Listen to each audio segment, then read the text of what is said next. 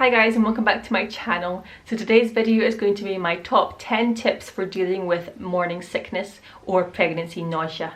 I am in my first trimester currently. I'm just kind of coming towards the end of it, so I thought I would share with you the things that I have found have been really helpful during this time.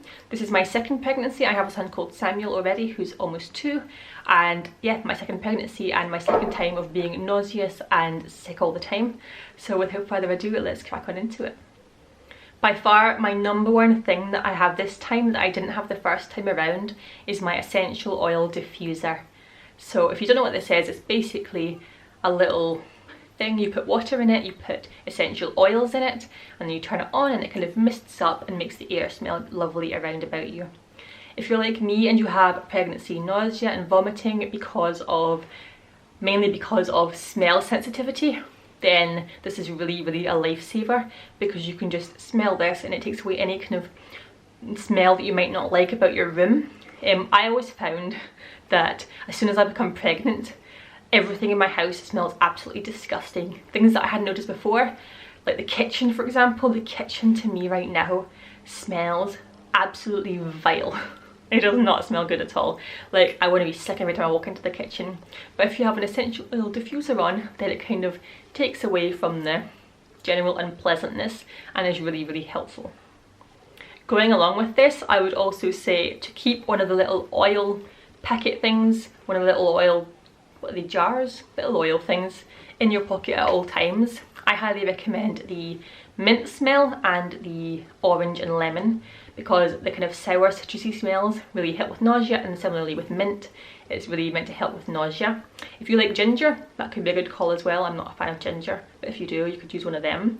And I just keep one of these little oil things in my pocket at all times, and as soon as I go downstairs to anywhere that smells slightly less pleasant, I take one out of my pocket and I keep it at my nose until I can bear smelling the room without it.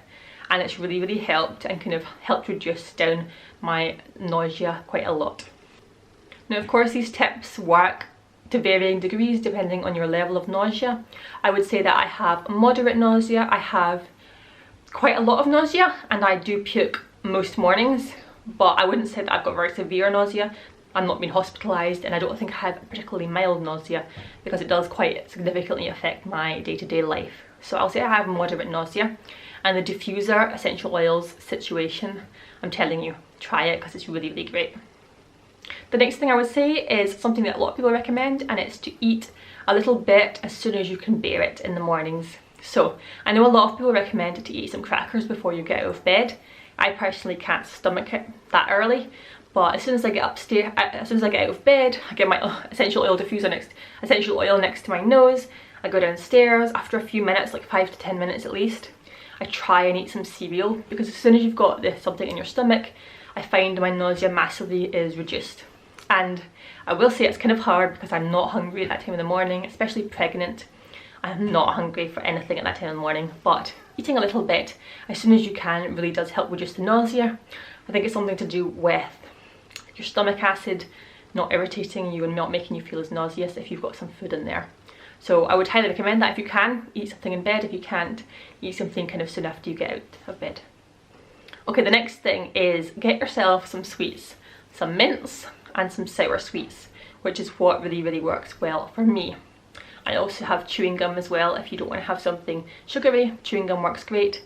But I find personally for me, sour sweets work really well, whether it's the Sour Patch Kid things you get, or these, I've got these lemon sweets, like hard-boiled sweets that were really cheap. They last for ages and they're so sour that they really help with the nausea. So that's often what I have in the morning. So this, like, you're seeing my whole morning routine here. What happens often is I get out of bed with my little oil diffuser, go downstairs, try and eat something, and if I can't eat something or after I eat something, I have a little sour sweet, and that helps it take off the edge of the nausea. Again, if you like ginger sweets are meant to be really amazing for that. I personally hate ginger, so the lemon sweets work well for me. My next tip is not one I've heard other people say, but I don't know if it's kind of controversial or not, but something that I've just found is that if your body really wants you to be sick, just let yourself be sick. If it's inevitable, if it's going to happen, just get out the way and over with the first thing in the morning. Because I always find that after I'm sick, I feel 100 times better, and my nausea much reduces after that. because sometimes your body just feels like it needs to get rid of toxins or whatever from your body. So it's just like, be sick. And sometimes you just need to listen to that.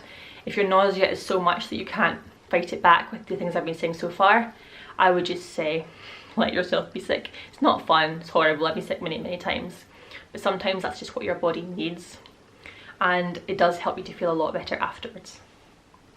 And I'm saying this for more moderate morning sickness. If you've got really light nausea that you can fight back, fine. But if you keep trying to fight back quite a lot more, if you feel really sick and you're trying to fight that back and fight that back and fight that back, it just means you're going to feel sick for longer and longer and longer. And then you may end up being sick anyway. So if you're going to be sick, just ditch the oil diffuser, ditch everything and just let yourself be sick, because sometimes that's kindest to your body.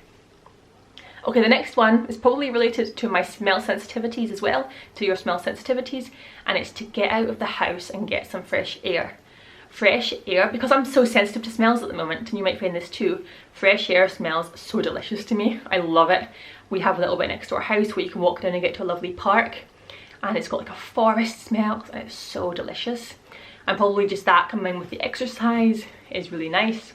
Sometimes I just sit at the back door of my house and get like breathing the fresh air, and it really does help with nausea.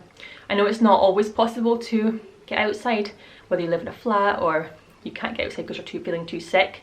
I've been there, but if you can, getting outside has worked really well for me in the past, and I try and get outside every day now, and I'm telling you, it's worked really well to reduce my nausea. My next tip is, again, maybe slightly controversial, but it is eat what sounds good to you. My first pregnancy, I spent quite a bit of time worrying that what I was eating in my first trimester wasn't good for my baby. I wasn't nourishing my baby properly because I was meant to be eating all of these delicious fruits and vegetables and foods and like fish and all the things that I was like sick looking at, like because the sight of it made me look disgusting, like made me feel physically sick. All of these things that I felt like I was meant to be eating, I wasn't eating. I feel really bad about myself for it.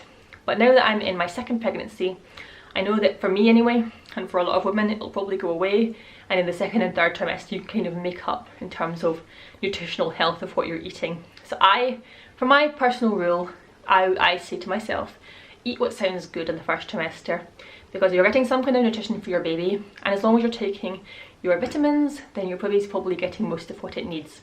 I'm not a medical doctor, I'm not any medical kind of person, don't take my word for it, but that's personally what I do for myself, is I just eat what sounds good. And most of the time that is carbs, that is bread and pizza and things like that, or cold things like sandwiches, but I just eat that, and it makes me, and I just don't stress about all this extra stuff I should be getting. Don't you think it's really funny actually that as soon as you're pregnant and you're like, right, I should eat healthily, your body's like, nah, you're not eating healthily, you're going to be sick every morning, you're going to be disgusted at the sight of anything healthy. I find that like kind of really strange in a way, but then it also makes sense because your body's getting rid of toxins and stuff. But yeah, long story short, I eat what sounds good, I eat donuts, I eat unhealthy stuff, and I'm looking forward to my second trimester where I'm going to try and eat a little bit more healthily.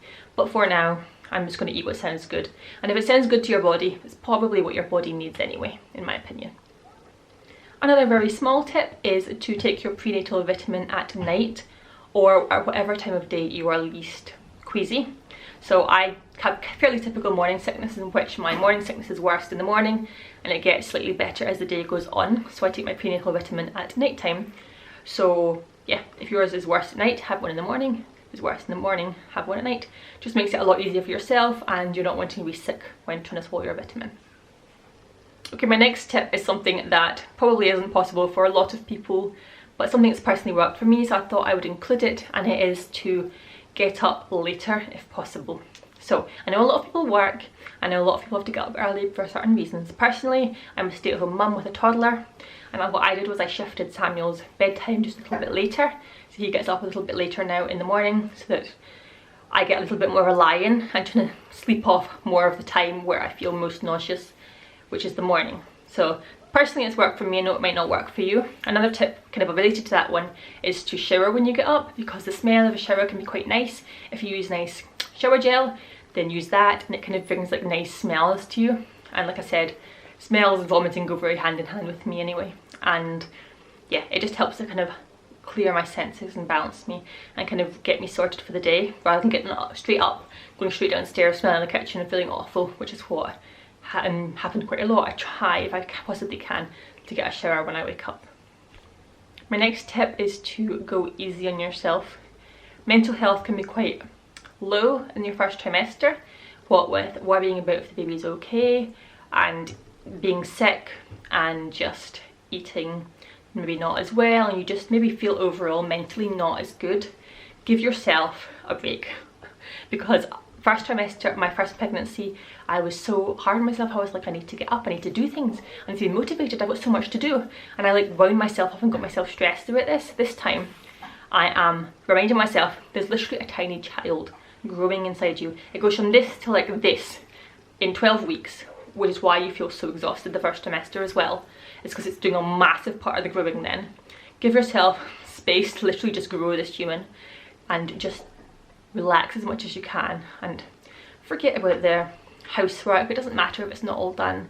It doesn't matter if your house isn't spick and span. It doesn't matter. A lot of these things that don't matter. What does matter is your mental health. So you need to give yourself some space. You need to go easy on yourself.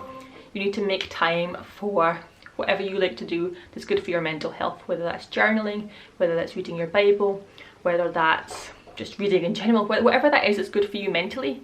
Yoga, exercise, fit that in as much as possible as a priority. That's kind of what I found is helping me a lot.